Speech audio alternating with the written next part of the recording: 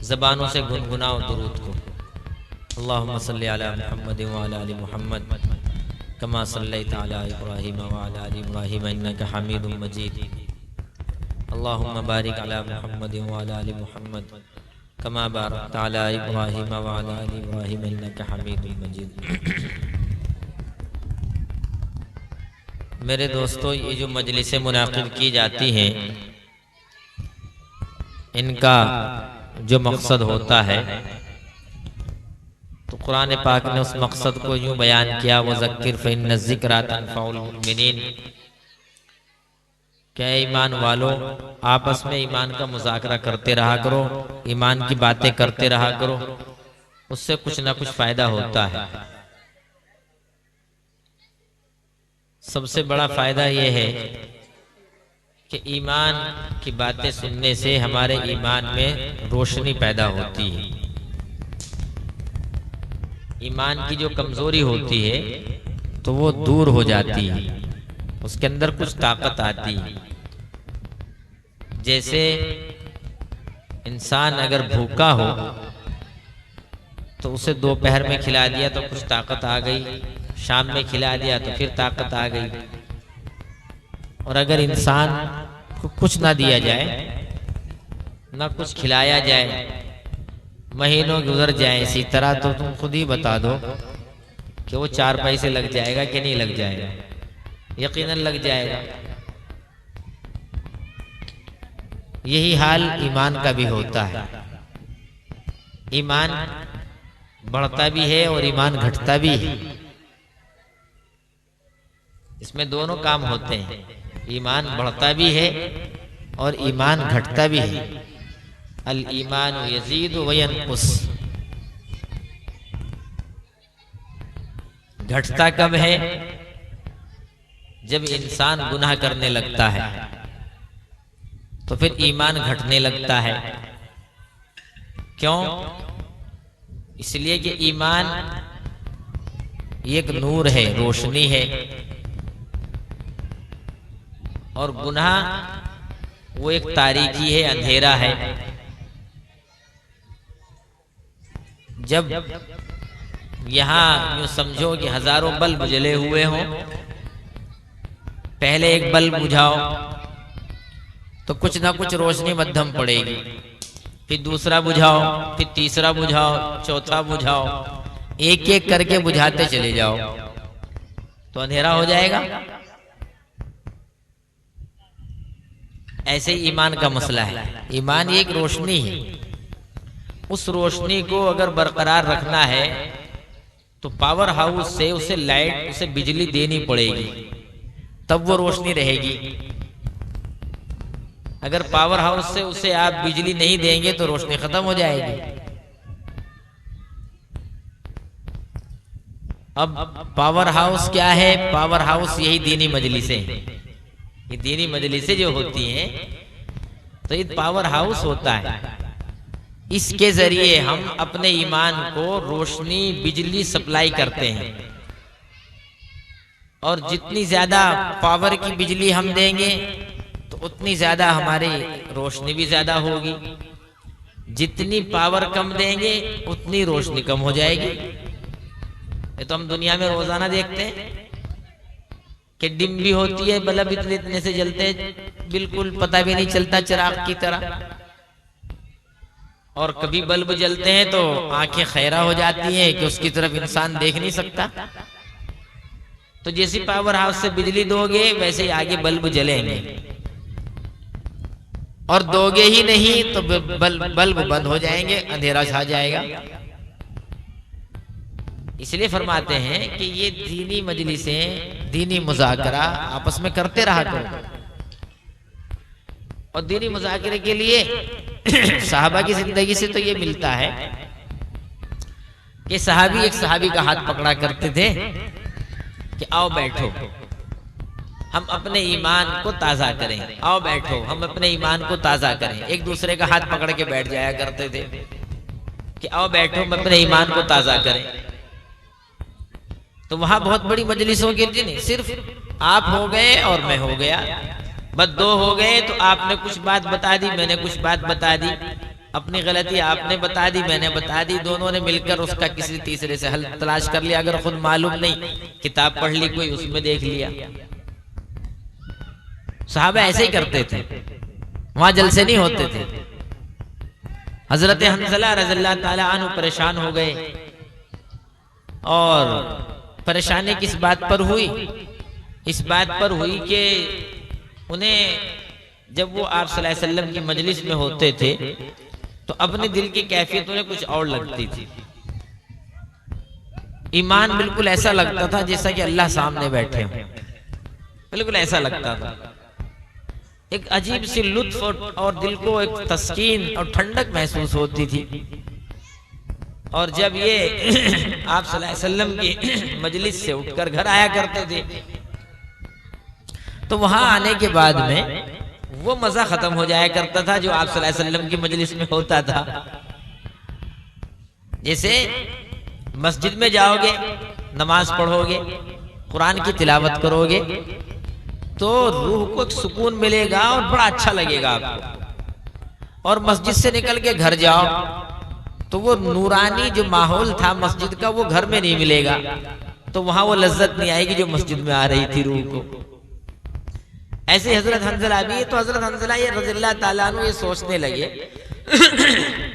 कि कहीं मैं मुनाफिक तो नहीं हूं कि वहां तो कुछ और यहाँ कुछ और। मुनाफिक इसे तो कहते हैं कि अंदर से कुछ और, बाहर से कुछ और, सामने कुछ और पीछे कुछ और।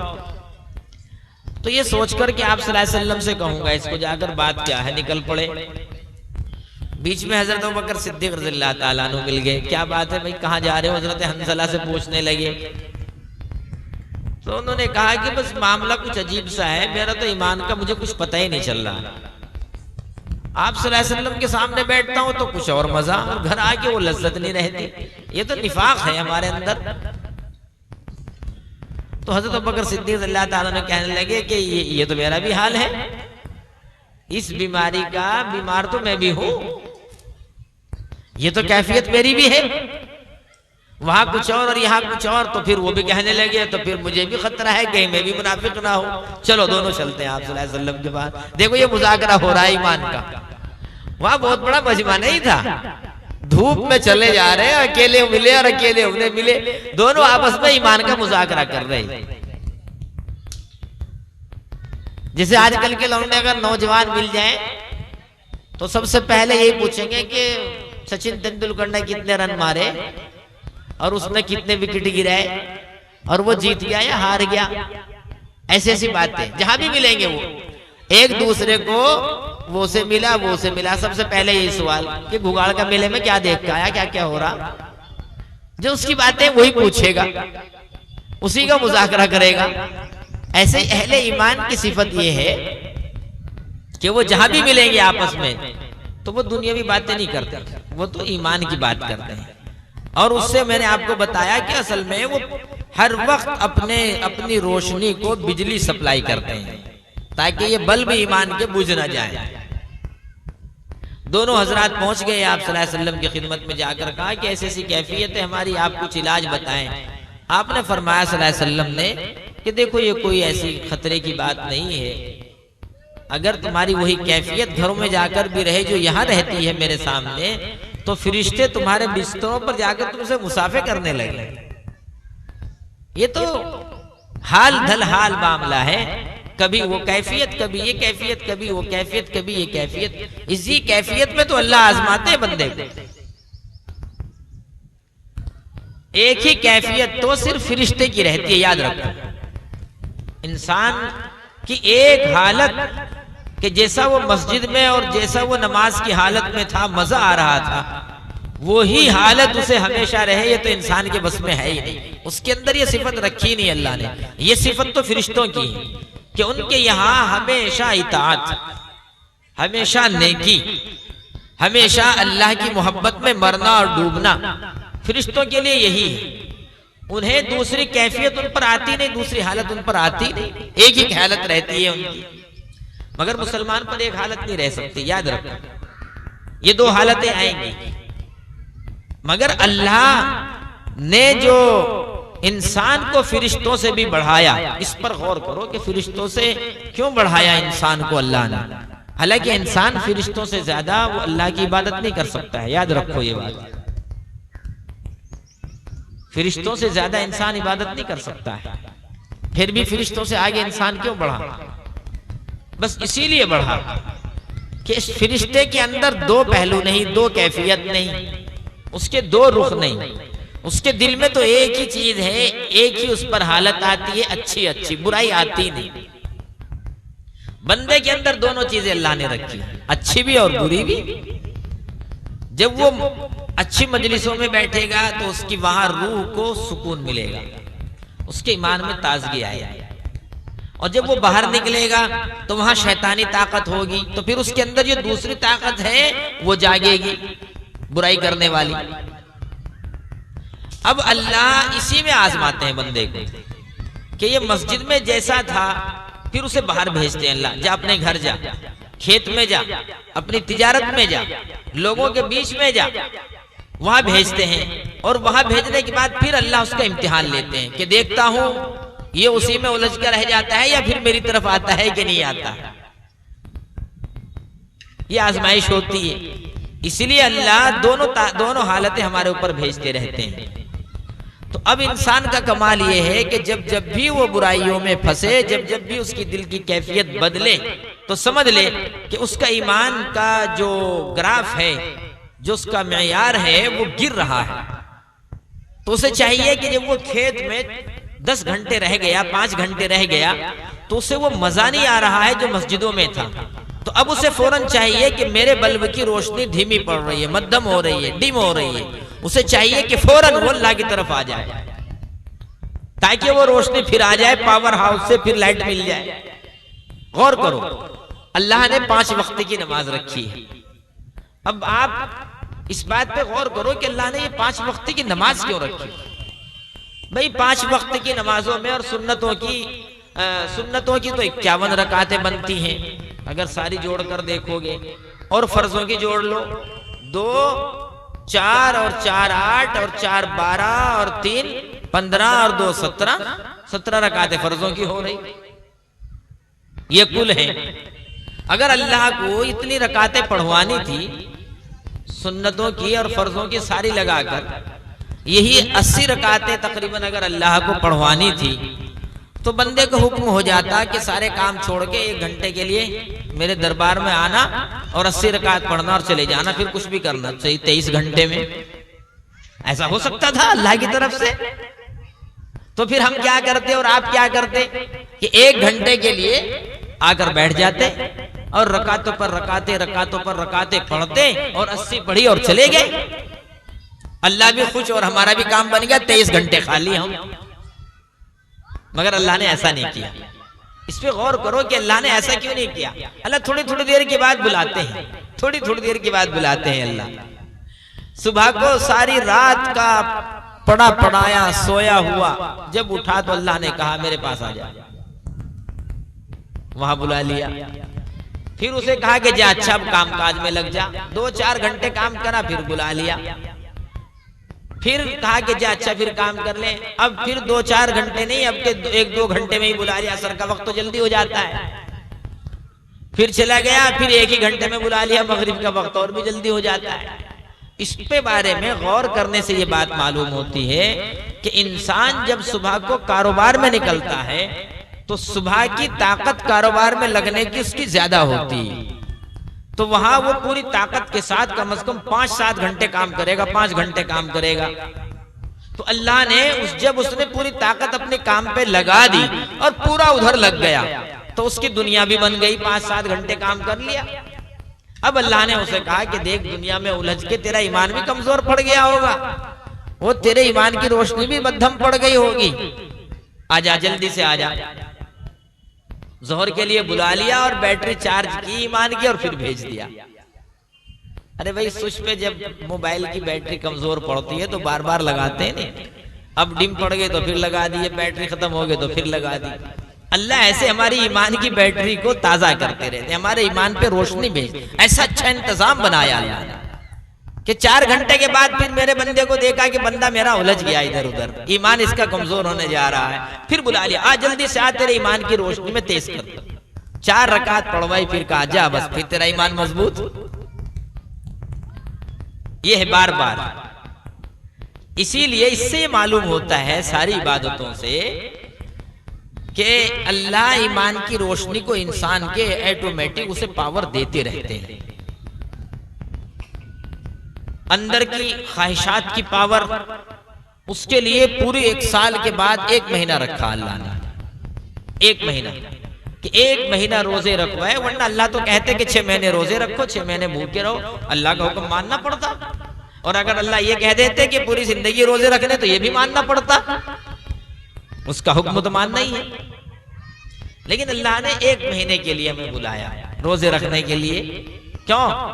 वहां मुस्तकिल रोजे रखवाए 1 महीने के लिए। उसकी वजह यह है कि वो जो अंदर की हमारी अपनी नफसानी ख्वाहिशात जो गालिब आती हैं, तो वो 11 महीने में आहिस्ता आहिस्ता आहिस्ता आहिस्ता बहुत पकती हैं। तो उन पर कंट्रोल करने के लिए फिर अल्लाह एक साथ उसे कंपनी में, फैक्ट्री में डालते हैं एक साथ, और पूरा ओवरहालिंग करते हैं। जैसे यूं तो गाड़ी में रोजाना पेट्रोल डलता ही है चलाने के लिए, मगर फिर 2-4 महीने या साल भर, 2 साल के बाद में आपने देखा कि इंजन का ओवरहालिंग करना पड़ता है, उसकी सर्विस करानी पड़ती है। तो इस तरह साल भर में अल्लाह ने पूरी ओवरहालिंग करने के लिए रोजे रखे। रोजाना तो पेट्रोल डालने के लिए दिन में 5 मरतबा बुलाया। तेरी ईमान की गाड़ी चलती रहेगी, पेट्रोल भरता रहे, पावर हाउस से अपने ईमान को रोशनी देता रहे, दिन में बुलाते रहे। और फिर पूरी बॉडी और पूरे ईमान का ओवरहालिंग करने के लिए पूरे साल में 1 मरतबा रोजे रख दिए। यानी पूरे साल के रोजे यूं समझ लो ऐसा है जैसा कि मिस्त्री के यहाँ जाके अपनी कार खुलवा के पूरा उसका ओवरहालिंग करवा दिया इंजन का। ये अल्लाह का निजाम देखें कि अल्लाह कितना हमसे मोहब्बत करने वाला है, अल्लाह कितना हमारे ऊपर रहम करने वाला है कि उसने हमारे ईमान को भी हमारे हाल पर नहीं छोड़ा। उसका निजाम भी कि इनका ईमान बेहतर से बेहतर बनता रहे, इनका ईमान आला से आला बनता रहे। अल्लाह ने पूरा निजाम अपने हाथ में रखा और बंदों को ऑटोमेटिक तरीके पर खुद अल्लाह बुलाते रहे। फर्ज कर दिया आना पड़ेगा ताकि ईमान की बैटरी तुम्हारी चार्ज होती रहे। अब हम देख लो कि कितने कितने गाफिल हैं हम अल्लाह हमें बुलाता है ईमान की रोशनी बढ़ाने के लिए, हम खुद ही उसे खत्म कर देते हैं, मस्जिदों में ही नहीं आते। बताइए कैसे ईमान बढ़ेगा हमारा? जब हम मस्जिद में ही नहीं आएंगे तो ईमान बढ़ेगा कैसे? फिर तो ईमान घटेगा, घटते घटते वो बिल्कुल हमारा दिल सियाह हो जाएगा, सारी लाइटें बुझ जाएंगी। आज मेरा और आपका जो ईमान है मेरे भाइयों बहुत कमजोर है। ये तो नहीं मैं कहता हूं कि सारी लाइटें बुझ गई, अल्हम्दुलिल्लाह चेहरे भी आपके अल्लाह के नूर चेहरों पे चमक रहा है। आप सल्लल्लाहु अलैहि वसल्लम के मुताबिक आप हजरात के चेहरे हैं, टोपियां भी सर पर हैं, लिबास भी अल्लाह के मुताबिक है, आपने सुबह नमाज भी पढ़ी है, तस्बीहात भी पढ़ी है। ये तो पूरा यकीन है कि इंशाअल्लाह ईमान की लाइट तो नहीं बुझी हुई है हमारी, ये तो जल तो रही है। मगर इतनी बात हम जरूर कह सकते हैं कि मध्यम जरूर है, डिम आ रही है लाइट हमारी, थोड़ी डिम है, पावर बढ़िया नहीं मिल रही है। इसलिए ये मदरसे वाले बेचारे जलसे कर देते हैं, जमात वाले चिल्ले में निकाल देते हैं, शाम के वक्त में फजाइल आमाल सुबह के वक्त में सुना देते हैं ताकि इसमें पावर मिलती रहे। इसको देखो हमारी रोशनी बढ़ेगी कैसे? नेक आमाल से, अच्छे आमाल करने से ईमान की रोशनी बढ़ा करती है और बुरे आमाल करने से ईमान की रोशनी घटती है। अगर याद रखो, अगर ये ईमान कुछ रोशनी वाला हुआ तो उम्मीद रखो कि इंशाअल्लाह जब हमारा आखिरी वक्त होगा तो ये हमारे साथ रहेगा। और मेरे भाइयों अगर ये ईमान हमने बिल्कुल कमजोर कर दिया, बहुत ही डिम कर दिया, तो खतरा है कि फिर कहीं मौत के वक्त में ये छिन न जाए हमसे, क्योंकि हमें तो पहचान रहेगी नहीं, शैतान हमारे सर पर होगा, ईमानी ताकत खत्म किए हुए होंगे कि ईमान से कुछ रोशनी हमें मौत के वक्त में मिले। हमारे नेक अमाल भी तो मौत के वक्त में हमें रोशनी अता करते हैं। जब हमने पूरी जिंदगी शैतान को अपने ऊपर गालिब रखा होगा तो फिर आखिरी वक्त में भी वो हमारे साथ ही रहेगा। अल्लाह हिफाजत फरमाए। वहां हमारे पास ईमानी ताकत होगी नहीं, तो फिर हम सब का अल्लाह ईमान पर खात्मा फरमाए। आखिरी वक्त में इसका बुरा अंजाम होता है। हम तो लोग जिंदगी भर गुनाह करते रहते हैं और उनकी वफात होती है तो हम नहला धुला के उनको दफना भी देते हैं, ऐसी बात नहीं है, नमाज भी उनकी पढ़ देते हैं, मगर ये किसी को पता नहीं कि ईमान पर किसका खात्मा हुआ और किसका ईमान पर खात्मा नहीं हुआ। ये किसी को पता नहीं, क्योंकि अक्सरों की हालत तो बड़ी खराब है। एक मर्तबा इसहाक इब्न राहवे रहमतुल्लाह अलैह, उनके सामने एक शख्स आया, उनका चेहरा छुपा हुआ था। तो उन्होंने पूछा नौजवान से कि तेरा चेहरा क्यों छुपा हुआ है? तो वो पहले तो आएगा ही करता रहा, कुछ बताया नहीं, लेकिन जब हजरत इमाम अबू इसहाक रहमतुल्लाह अलैह ने उससे सख्ती की कि भाई तुझे बताना पड़ेगा, भाई देखना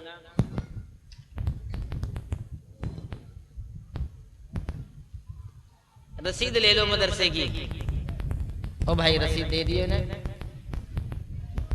वहां से कटवा के लाके दे दिए। जा, क्या नाम है?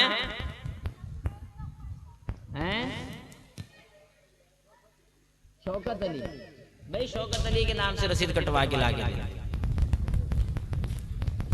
तुम्हें एक वाकया बता रहा था, उसे गौर से सुनो। अबू इसहाक रहमतुल्लाह अलैह जब उस नौजवान को पूछा कि तू चेहरा क्यों छुपाए हुए, तो उसने अपना चेहरा खोल के दिखाई दिया हजरत कि हजरत लो देख लो। जब आप तो हजरत ने देखा कि उसके चेहरे पे 5 उंगलियों के निशान पड़े हुए हैं, यूं लगा तमाचा, और वो उंगलियों के निशान उसके चेहरे पर है। अब देखकर हजरत बड़ा अजीब मामला है कि भैया तेरे चेहरे पर 5 उंगलियां किसने मारी? तेरे ऐसे थप्पड़ के नहीं लेके निशानी तेरे चेहरे पे आ गए। तो उसने कहा कि हजरत क्या बताऊं, बस बड़ी ही मेरी न सुनाने वाली कहानी है, ना सुन। कहा कि नहीं बता तो सही, बता, तेरा कुछ इलाज भी तो करेंगे, बता तो, जब तो बताएगा जब भी तो कुछ हल होगा। उन्होंने कहा कि हजरत मैं असल में कफन चोर था, मैं कफन चुराया करता था।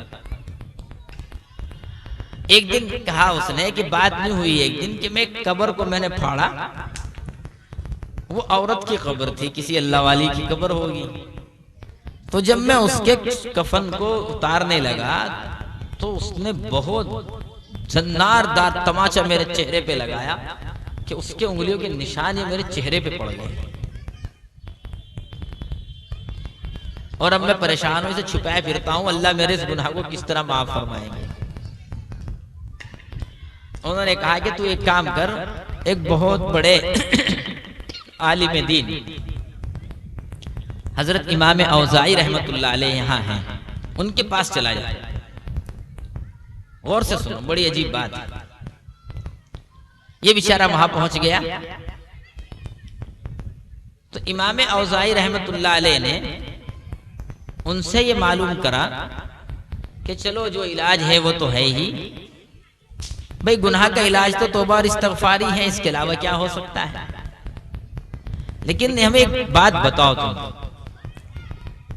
कि तुमने इतनी जिंदगी तक कब्रें फाड़ी हैं लोगों की, बहुतों के कफन चुराए तुमने, तो हमें ये बताओ कि तुमने लोगों की जो कब्रें फाड़कर बाद में लोगों को देखा है तो उनकी कैसी हालत मिली तुम्हें? लोग किस हाल में मिले तुम्हें कब्र में? भाई हम तो आमतौर पर क्या करते हैं कि दफना के चले आए, कब्र का हाल तो मुर्दा ही जाने, हमने तो आज तक देखा नहीं।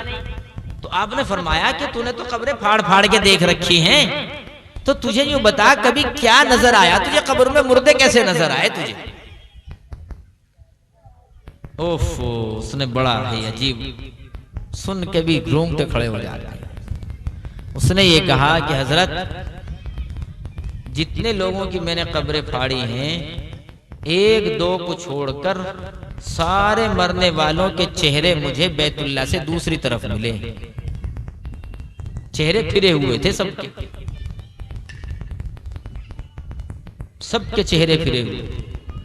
इमाम औज़ाई रहमतुल्लाह अलैह कहने लगे ये हैं तो सारे मुसलमान, मगर ईमान पर खात्मा एक का नहीं हुआ, इसलिए अल्लाह ने सारों के चेहरे फिरा दिए।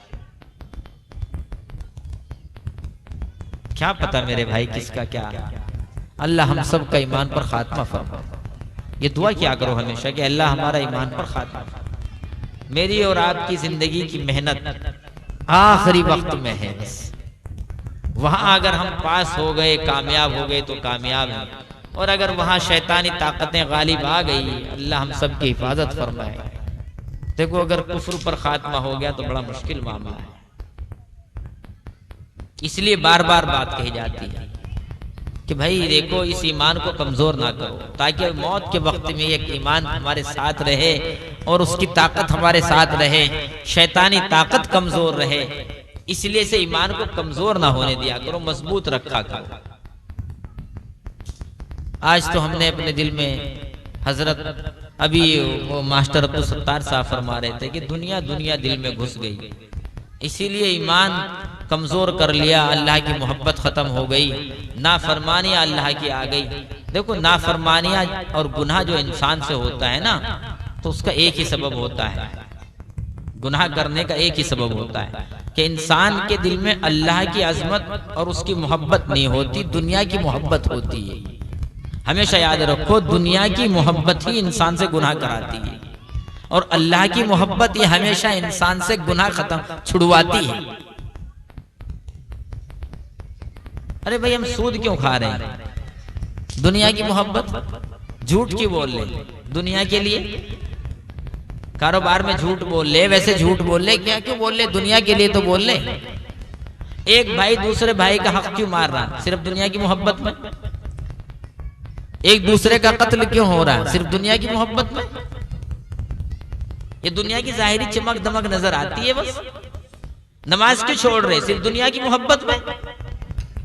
कोई भी काम देख लो हमारा, सिर्फ दुनिया की मोहब्बत की वजह से हम नाफरमानियों पर उतरे हुए हैं और इस दुनिया को अपने दिल में बिठाए हुए हैं और ये समझ रहे कि इसकी यही सब कुछ है, इसी की चमक दमक में लगकर रह गए। एक मर्तबा हजरत हकीमुल इस्लाम कारी तैयब साहब रहमतुल्लाह अलैह,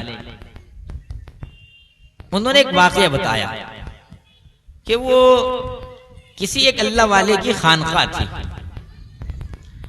तो उस खानका में बहुत लोग आया जाया करते थे। तो एक साहब एक मर्तबा आए तो वो खानका में जिक्र करने लगे। तो हजरत के यहाँ एक बांदी थी जो खाना पकाया करती थी और लोगों को खाना खिलाया करती थी वो खूबसूरत। अब ये नौजवान जब वो खाना लेकर आती तो उसके चेहरे पर इसकी नजर पड़ती। आया था तो ये इस्लाह करने के लिए और उल्टा उसकी मोहब्बत में फंस गया। अब इसे उसे देखे बगैर सुकून ही ना मिले।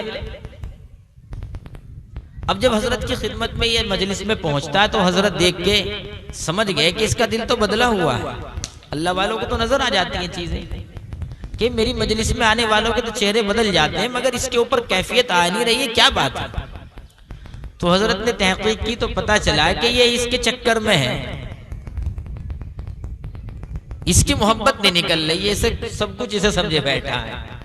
तो हजरत ने उसे डांटा नहीं, हजरत ने उसका इलाज किया। इलाज कैसे किया?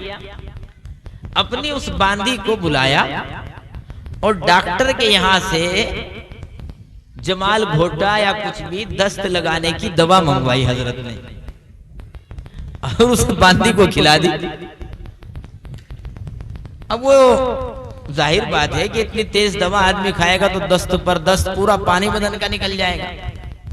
अब ये हुआ कि 2-3 दिन में ही उस बांदी के गाल भी अंदर चले गए और वो चमक दमक भी चेहरे की खत्म, हड्डियां सी नजर आने लगी। अब हजरत ने उसे बांदी को कहा, जा नौजवान को खाना दे के आ। अब वो खाना लेके गई तो अब नौजवान की नजरें नहीं उठती उसकी तरफ कि क्या होगी। हजरत ने उस नौजवान को बुलाया और नौजवान को बुला के उस बांदी के साथ भेजा और यूं कहा कि इसे अपने उस लैट्रिन में लेके जा जहां तूने दस्त किए। पहले लैट्रिन के बिस्तर तो हो नहीं थी, वो तो कदमचे होते थे, जमा पड़ा रहता है एक ही जगह। जब वो वहां पहुंचा तो हजरत ने उससे फरमाया कि भाई तेरी महबूबा ये पड़ी, इसे उठा ले, लैट्रिन को कहा। वो जो दस्त कर रखे थे उसने कि तेरी महबूबा ये पड़ी, इसे उठा ले। अबे अल्लाह के बंदे, जब तक ये लैट्रिन इसके पेट में थी तो ये बांदी तुझे अच्छी लग रही थी, रोजाना तू इसे देख के इसकी मोहब्बत में मरता था। मैंने कुछ और तो नहीं किया, ये लैट्रिन की तो बाहर निकाल ली इसकी, और इसका चेहरा वैसा हो गया। तो इसका मतलब ये चेहरे पे रंग रौनक इसकी लैट्रिन की वजह से थी, ये मैंने बाहर निकाल के दे दी, तो यही तो सब कुछ है, उठा ले जाए, इससे मोहब्बत कर। ये हाल है इस दुनिया का, यही हाल है। इसकी जाहिरी चमक ऐसी होती है कि अगर जरा सी देर में दस्त लग जाए तो सारी ये दुनिया खत्म हो जाए करती है। क्यों इंसान इसके पीछे मर रहा है? नाफरमानी क्यों होती है? मैंने क्या बताया आपको? नाफरमानी कब होगी? याद कर लो, नाफरमानी होगी दुनिया की मोहब्बत से, और नेकियों की तौफीक कब मिलेगी? अल्लाह की मोहब्बत से। एक मयान में दो तलवारें नहीं हुआ करती, एक ही तलवार आती। एक दिल में दो मोहब्बतें कैसे जमा हो जाएंगी? अल्लाह की मोहब्बत भी और दुनिया की मोहब्बत भी कभी एक साथ जमा नहीं हो सकते, याद रख लो ये बात। दुनिया की मोहब्बत वो गलीज है, नापाक है। अद्दुनिया जीफा व तालिबुहा अल-किलाब। ये दुनिया तो मरा हुआ और सड़ा हुआ जैसे कोई जानवर हो जाता है ना, मरने के बाद सड़ जाता है और उसे कुत्ते और जानवर खाते हैं। फरमाया कि दुनिया तो इसी तरह ये सड़ी हुई जानवर की तरह है और इसको तलब करने वाला कुत्ते की तरह है। इसी के चक्कर में हम नाफरमानी कर रहे हैं। हालांकि ये साथ भी छोड़ देगी हमारा, ये हमारा साथ भी छोड़ देगी। इसलिए अल्लाह की मोहब्बत दिल में बिठा लो, अल्लाह की अजमत दिल में बिठा लो कि सारी दुनिया नाराज हो जाए, सारा आलम नाराज हो जाए, मगर मेरा अल्लाह नाराज ना हो, ये कोशिश करो और ये दिल में बिठाओ। हम नाफरमानी क्यों कर रहे? दुनिया के लिए कर रहे। शादी में जाएंगे आप तो सारे रिश्तेदार इकट्ठे होके जितनी नाफरमानी अल्लाह की हो सकती है सारे मिलके करेंगे। भाई ये भी कर, तू भी आ जा, चाचा को भी बुलाओ, ताऊ को भी बुलाओ, मामा को भी बुलाओ, फुला खानदान सारे गांव वालों को बुलाओ। क्यों? मुझे मंडा करना है, सारे खावेंगे। अल्लाह का हुक्म, अरे अल्लाह का हुक्म तो तोड़ना है, सारे मिलकर तोड़ेंगे। अल्लाह का हुक्म तो वलीमे का है। लाल खत सारे पढ़ो बैठ के, अब उसे पढ़ने के लिए भी रिश्तेदारों को बुलाने लगे, यानी मिलके सारे तब गुनाहों पे लग रहे हैं। क्यों? इसलिए कि दुनिया की मोहब्बत, चाचा की मोहब्बत दिल में, ताया की मोहब्बत दिल में, मामू जी की मोहब्बत दिल में, फुला खानदान की मोहब्बत दिल में। एक रिश्तेदार की मोहब्बत में सारे गलत काम कर रहा है। अगर यूं कहो कि भाई उसके यहां नहीं जाना, वो गलत काम कर रहा है, तो यूं कहेंगे अजी वो रिश्तेदार नाराज हो जाएगा। अबे अल्लाह के बंदे, तुझे उस मालिकुल मुलूक के तो खबर नहीं हो रही है कि वो नाराज हो जाएगा। इस दुनिया की, इस लैट्रिन वाले इंसान की तुझे इतनी फिक्र हो रही है कि ये राजी हो जाए। अल्लाह को नाराज करके बंदों को हम राजी कर रहे हैं।